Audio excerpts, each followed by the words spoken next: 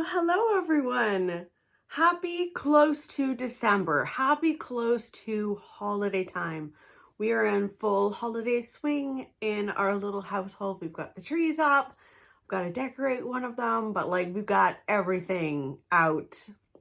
It's making me so happy.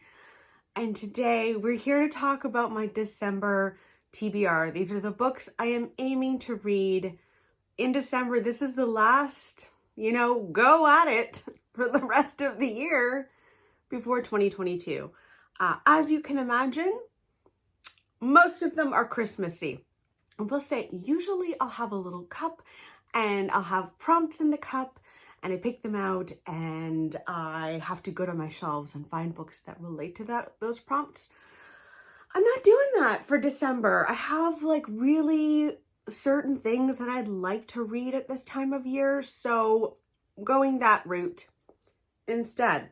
Before we dive into the extended TBR, I did want to talk to you about the book club. If you don't know, I've got a little book club over on Patreon, and every month they get to choose, my patrons get to choose the book that we read together. So I asked them to choose between two themes for December. One of them was like a holiday lovely story. The other one was dysfunctional families because, people are getting together at this time of year and sometimes people end up with dysfunctional families of their own. Sometimes it's fun to read about those. So there are two books here, and if you would like to join, you still have time. The end date to decide the book is December 2nd. So the books that we have for this, that they're voting on, is Grownups by Marianne Keyes and also Commonwealth by Ann Patchett. I think this is going to be a little more humorous than this one, but gorgeous writing from Ann Patchett, and I'd be happy to read either. I'll explain Grownups first. This is about the Casey family. They are a tight-knit family of, I think, brothers as well as their wives. And they get together throughout the year quite a bit for birthdays. Like, they're tight-knit. But some of them don't really like each other and others like each other apparently too much. And one day, one of the brothers' wives, Ed's wife, Kara, has a concussion. She has hurt herself somehow. And she comes to a family gathering and she's had a concussion, and that has made her unable to bite her tongue. She just says everything on her mind and all sorts of family secrets pop up. And it sounds very amusing. So we could read Grownups. So the other book that we could read is Commonwealth by Ann Patchett. She is a beautiful writer and I'm a huge fan of hers. So this follows another tightly knit family, and this takes place in Southern California. And one day, Bert arrives uninvited to Franny Keating's christening party. At the end of the evening, he has kissed Franny's mother, who is married. And as a result, the entire family crumbles. The marriages crumble. Everything just goes out the window. And we follow Franny over the course of her life. I think it's like over the course of 50 years. And we follow Franny in her 20s, and she meets this writer who is this very well-revered writer. And she tells him about what happened to her family on her christening party, and he's like, that's a good idea for a book. So he writes a book about the family, and everything is brought up again, and that just sounds like fun as well. I imagine it would be funny but also quite sad as well. She does a good mix. Ann Patchett's really good at doing a mix. So those are the books for December. If you want to join, again, the final date to vote is December 2nd. As a makeshift advent calendar, I have decided that I'm going to read little bits and pieces from two books every day until Christmas Day. And the two books are the Bookshop book by Jen Campbell, and then also the haunting season, which is 8 ghostly tales for a long winter night. So I'll tell you a little bit about Jen's book first. Our beloved Jen Campbell wrote this book about bookshops all around the world and quirky bookshops. There are bookshops on boats, apparently, bookshops on buses, and in old rundown railway stations. And she goes all over the world and explores these lovely little communities and little shops. And that just sounds wonderful. Jen used to work at a bookshop for many, many years. She has 2 books. Weird Things Customers Say in Bookshops and More Weird Things Customers Say in Bookshops. Both are nonfiction books about her experience as a bookseller. And I just think it sounds lovely, the idea of reading little bits and pieces of this throughout December. It just seems like a real treat. So I'm going to be pairing that book for my Advent calendar with The Haunting Season, which has 8 ghost stories in it, apparently for long winter nights. So I'm assuming some of this is based in the winter. And tradition in the past, at least, like in the Victorian age, I think people used to read ghost stories at Christmas time. So I'd love to do that. That sounds lovely. And this is full of authors that are incredible. There's Bridget Collins, Laura Purcell, Jess Kidd. Sign me up. That sounds wonderful. So I'm going to read both of those books for my makeshift Advent calendar. Tell me in the comments below, are you guys people who do Advent calendars? Like, do you do the traditional chocolate one? My mom used to get us Advent calendars. Sometimes they were like actually from Germany, and they'd have like an image and then you'd just pop open little windows, and I loved those. Anyway, this is my makeshift Advent calendar. So many more in this little pile are very Christmassy. The next one is incredibly Christmassy. It's The Nutcracker by E.T.A. Hoffman. Now, I'm a huge fan of The Nutcracker, the ballet. I really love going to see that. I've seen it so many times, and I can't wait to bring Nora to see that. But I've never read the book behind it.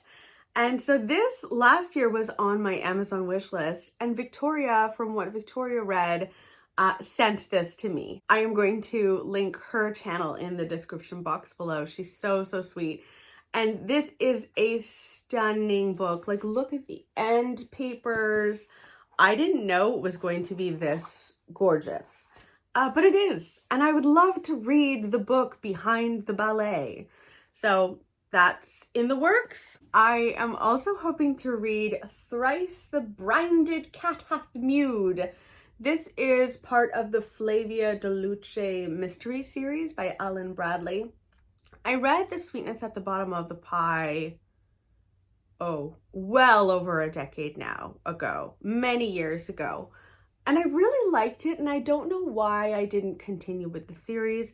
Essentially, it's about Flavia, who is a young girl. I think she's, I don't know. I always imagined her as like 9 or 10. And she is kind of a sleuth. And she's quite quirky and funny. And that's what I remember from that book 10 million years ago. This is well into the series. I don't really mind though. So in this book, 12-year-old Flavia, or Flavia, probably Flavia, she's sailing home to England. I think she has left a boarding house that she was at, and she's going home to England.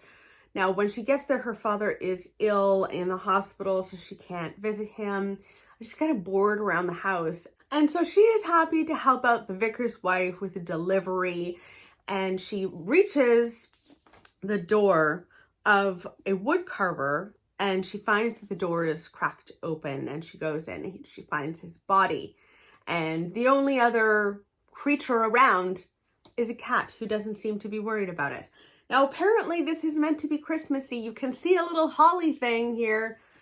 So that is why I'm adding it to the list. My sister got this for me many moons ago, and I still haven't read it. And I think this sounds like a lovely time to read this. Now, another detective-y, Christmassy story is Hercule Poirot's Christmas. I found this at Value Village a while ago and I thought, I gotta get that. And so this is about Poirot, who lands on a case of a family reunion gone very wrong. It's Christmas Eve and the Lee family have gathered together to celebrate, but there is a crash of furniture upstairs, a scream, and then Simon Lee, who is, I believe, the patriarch, is found dead in a pool of blood and his throat is slashed. When Poirot gets there, there are some people mourning, but also there's this like mutual suspicion. Apparently everyone has a reason to have hated the old man. And that just sounds like fun. So I could read this. I'm hoping to read that. A couple of more books. One of them, the last one, is not Christmassy in the least, but this one is, and it's a romance. I don't know. You guys know I have no heart, but I was sent this from Penguin Random House Canada. Kind of randomly. I didn't ask for it, but it could be fun for the holidays. So this is the holiday swap. This is about a set of twins. We've got Charlie and Cass, and they've both ended up in a kind of crappy situation. So Charlie is a baking show star, apparently, and she gets hit in the head at some point and loses her ability to taste and smell, which is crucial to the job, as you can imagine. And then Cass is also struggling. She lives in their hometown. She's trying to keep their family bakery up and running. And for some reason, the way that they decide to handle these situations is just to switch places. And apparently because they're identical twins, they can do this seamlessly. I imagine it would be harder than that. And then of course, romance ensues. A rugged firefighter named Jake and a gorgeous physician assistant named Miguel are thrown into the mix. And this swapping of places ends up in disaster. It sounds kind of fun, kind of silly, could be perfect for the holidays. So we'll see. Who knows if I'll like it. I'm also open to DNFing it if I find I don't have a heart, which you guys know happens. Okay, last but not least, I'm not even going to really talk about it. The Bathrock, still haven't read it. November, as you'll see in my November wrap-up coming soon to a screen near you, I really struggled to read in November. Like, badly. I was so sick for pretty much more than half of the month. And I just didn't want to read. I didn't want to do anything. So, yeah. So I didn't get to the Bathrock, but it's my aim to finish the year having read this. Like, I need to have gone into 2022 having read this book. Can we all get an amen? So I'm not going to even tell you guys what it's about because you've seen it in literally every TBR that I've had this year. Those are all of the books I'm hoping to read in the month of December.